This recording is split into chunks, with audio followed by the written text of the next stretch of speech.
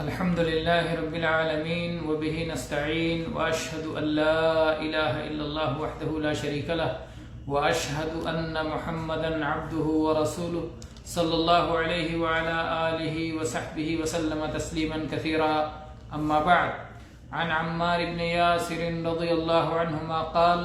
بعثني رسول الله صلى الله عليه وسلم في حاجة فأجنبت فلم أجد الماء فتمرغت في الصعيد كما تمرغ الدابة، ثم أتيت النبي صلى الله عليه وسلم فذكرت له ذلك فقال: إنما كان يكفيك أن تقول بيديك هكذا، ثم ضرب بيديه الأرض ضربة واحدة ثم مسح الشمال على اليمين وظاهر كفيه ووجهه. أخرجه البخاري في التيمم باب المتيمم هل ينفخ فيهما، وفي باب التيمم للوجه والكفين، وفي باب إذا خاف الجنب على نفسه المرض أو الموت أو خاف العطش يتيمم، وفي باب التيمم ضربة، ومسلم في الحيض باب التيمم، وأبو داود في الطهارة باب التيمم، وفي الطهارة باب ما جاء في التيمم ضربة واحدة. گرامی قدر حاضرین و خواتین، آج ہم نے کتاب عمدۃ الاحکام سے عمار بن یاسر رضی اللہ عنہ کی حدیث پڑھی ہے جو تیمم کے بیان میں ہے. عمار بن یاسر رضی اللہ عنہما مشہور صحابی ہیں، قدیم الاسلام ہیں، مکہ ہی میں اسلام لائے. عمار رضی اللہ عنہ بھی، ان کے والد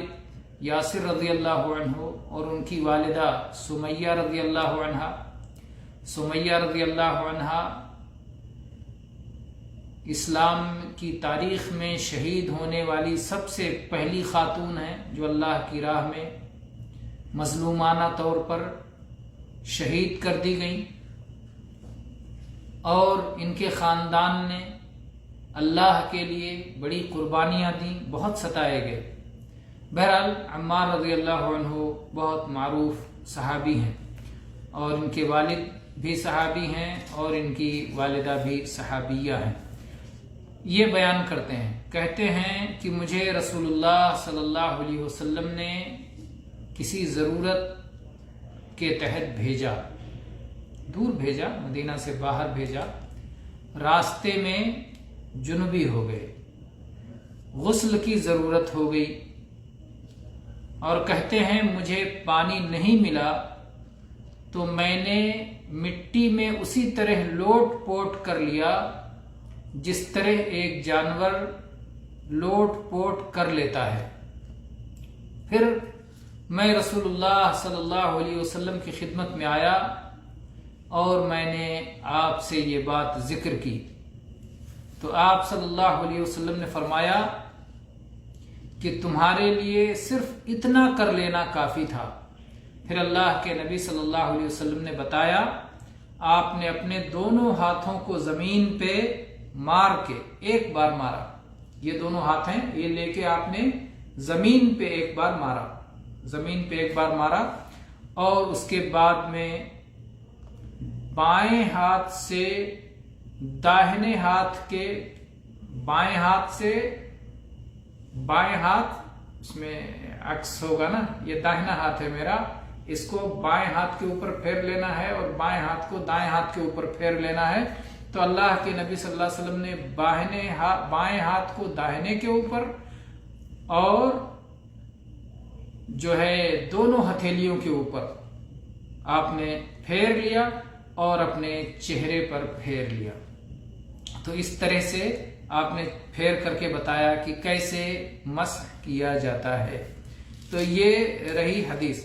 اب آپ اس میں اختصار کے ساتھ کام لیتے ہوئے روایت میں بعض چیزیں بیان کی گئی ہیں، اور اس کو اگر آپ سمجھیں کہ عمار رضی اللہ عنہ جب سفر میں گئے اور آپ کو غسل کی ضرورت پڑ گئی، اور آپ کو یہ مسئلہ معلوم تھا کہ اگر وضو کی ضرورت ہو اور پانی میسر نہ ہو تو تیمم کر لیا جائے، تو آپ نے سوچا، یہ اجتہاد کیا آپ نے کہ جب غسل کی ضرورت ہے تو پھر پورے بدن پر مٹی لگا لینا چاہیے، جیسے کہ تیمم کے موقع پر بعض اعضائے وضو پر مٹی لگا لیتے ہیں۔ تو انہوں نے لوٹ پوٹ لیا، یہ ان کا اجتہاد تھا، اور اجتہاد میں ان سے غلطی ہو گئی۔ گویا ہر مسلمان سے اہل علم نے مسئلہ نکالا ہے کہ اپنے علم اور وسعت کے مطابق ایک مسلمان اجتہاد کا مکلف ہے، اسے اجتہاد کرنا چاہیے اپنے علم کے مطابق، اپنی وسعت کے مطابق، اور اجتہاد کرنے کے بعد اس پر مطمئن ہو کے بیٹھ نہیں جانا چاہیے کہ بس یہی اب زندگی بھر چلے گا، نہیں، دلیل کی تلاش میں رہنا چاہیے، اہل علم سے رجوع کریں۔ عمار رضی اللہ عنہ جب وہاں سے لوٹے تو انہوں نے اللہ کے نبی صلی اللہ علیہ وسلم سے مسئلہ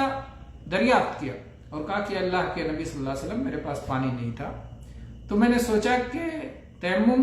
وضو کے بدلے اس طرح کیا جاتا ہے، تو غسل کے بدلے شاید اس طرح تیمم ہوگا، اور اس طرح میں نے طہارت کر لی۔ تو اللہ کے نبی صلی اللہ علیہ وسلم نے انہیں صلاۃ لوٹانے کا حکم نہیں دیا،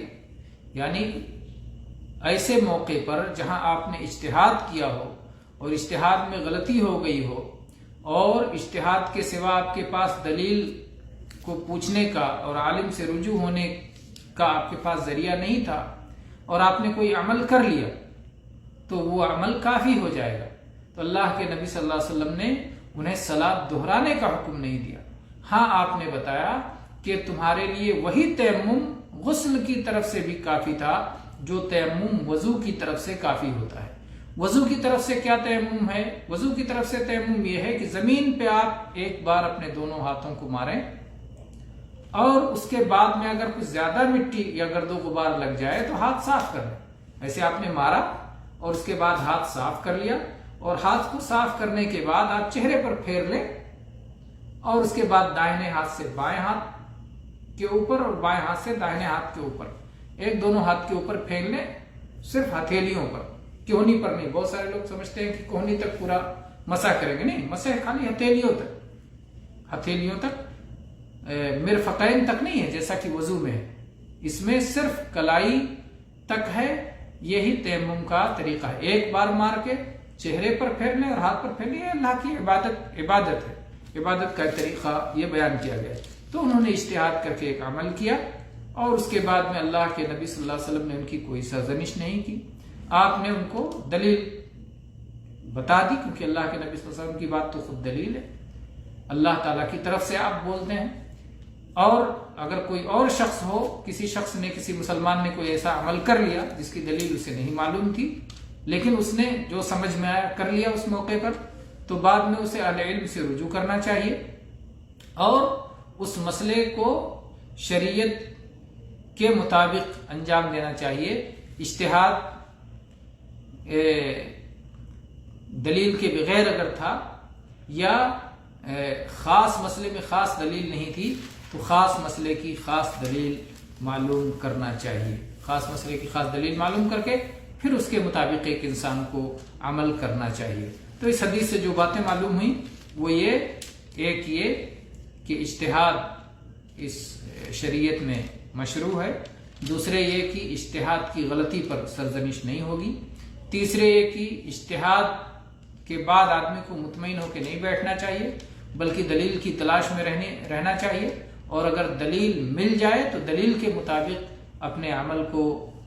درست کر لینا چاہیے، آئندہ کے لیے دلیل کے مطابق اپنی زندگی گزارنا چاہیے اور دلیل پر چلنا چاہیے۔ اور یہ کہ تیمم کیا جا سکتا ہے پانی نہ ملنے کی صورت میں یا پانی سے نقصان پہنچنے کی صورت میں، وضو کے بدلے بھی اور غسل کے بدلے بھی تیمم کیا جا سکتا ہے، کافی ہے۔ تو یہ چند مسائل تھے جو تیمم سے متعلق تھے۔ اللہ تعالیٰ کا یہ اس امت پر بڑا فضل و کرم ہے کہ اللہ تعالیٰ نے اس امت کو وضو اور غسل کے بدلے تیمم کی اجازت عطا فرمائی۔ یہ اس کا رحم و کرم ہے، کیونکہ پچھلی امتوں میں یہ تیمم نہیں تھا تو اس کی وجہ سے انہیں بڑی دقتوں کا سامنا ہوتا تھا، مصلحت بھی چلی جاتی تھی اور مشقت بھی بعد میں آ جاتی تھی، کیونکہ جب اگر ایسا ہو کہ جب تک پانی نہ ملے تب تک آپ صلاۃ جمع کرتے رہیں گے، مؤخر کرتے رہیں گے، پھر سب کو اکٹھا کر کے ایک ساتھ پڑھیں گے تو ظاہر بات ہے کہ اس میں کافی مشقت ہے، اور صلاۃ اللہ کا ذکر ہے، جب تک پانی نہ ملے تو آپ اس اللہ کے مخصوص ذکر سے محروم بھی رہیں گے۔ تو اس میں ایک مصلحت ہے